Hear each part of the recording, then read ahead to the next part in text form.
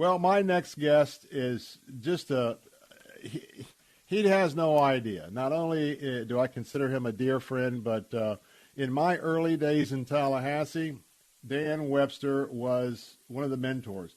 He wasn't just a mentor for me. He was a mentor for everybody who followed his work here in Tallahassee.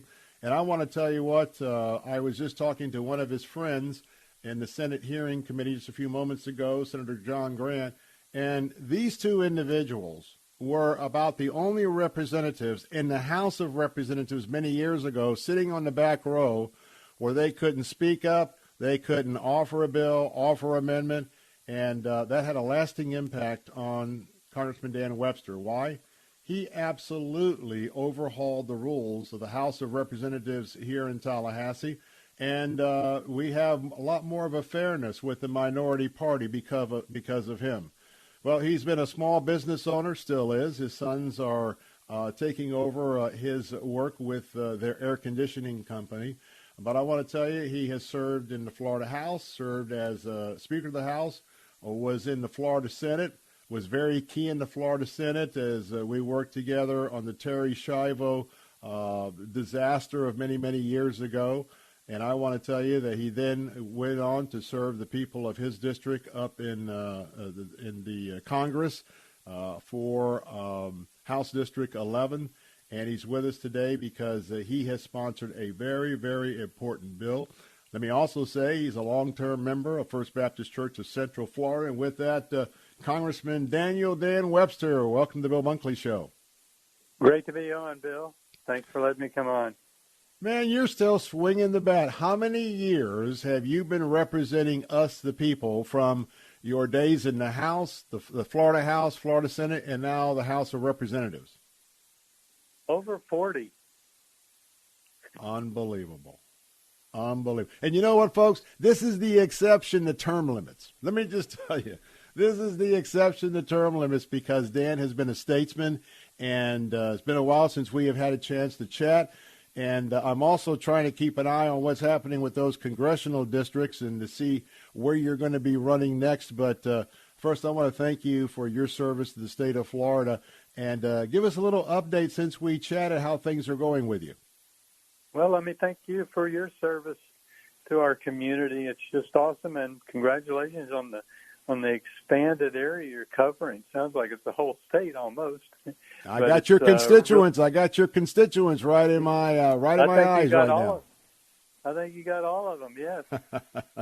So anyway, so first of all, Putin is an evil dictator, and his invasion of the Ukraine must not succeed. I just don't want it to succeed. But anyway, the Russian elite must feel the pain for Putin's unconscionable act on the Ukraine and its people. So I've co-sponsored a bill that puts the travel ban on these individuals, including all the Russian and government officials, all the Russian oligarchs, any employee of Russia, any of their state-owned companies, an employee of a company that receives Russian state funding, so that we can make them feel the pain. And there's just a lot of things that last week I specifically called on the administration to impose sanctions on luxury goods, crucial sector of Russia's oligarchs enjoy. And last weekend, the White House and international community took encouraging steps in the right direction to do this.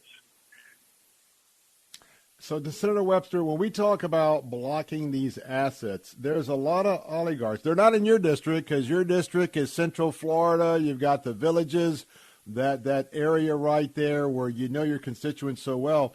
But we go down to some of our districts down in Southeast Florida, Miami-Dade, Lauderdale. Some of those oligarchs are right here in our state. So someone listening may say, well, what good is that going to do? They're over there, we're over here. No, a lot of people who have a lot of potential influence on Putin are really living here, and their assets are here, correct? That's correct. And we want to put the crunch on them and make them feel it. make them feel it's Putin's actions, but it's they need to feel the pain too, and they will.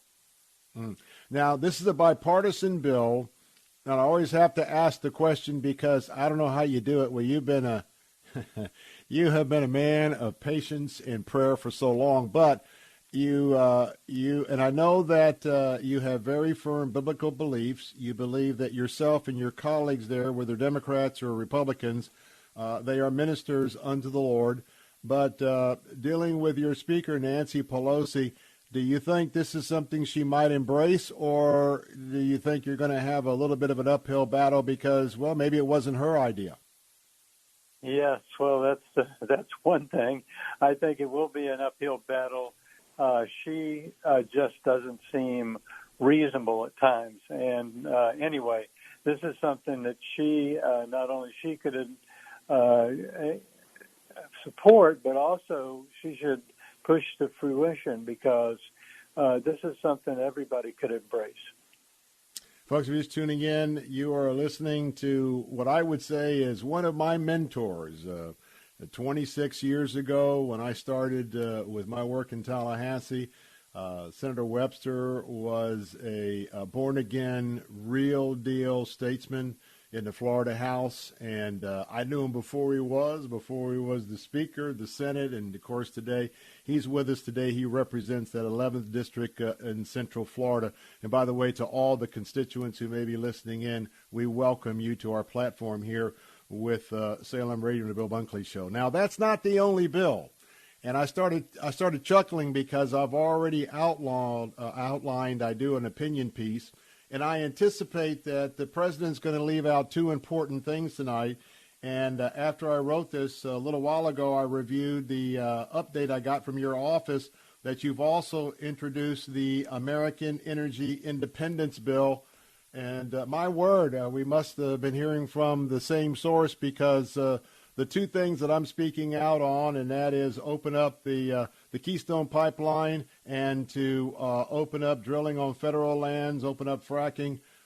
That's part of your new bill. Talk about that.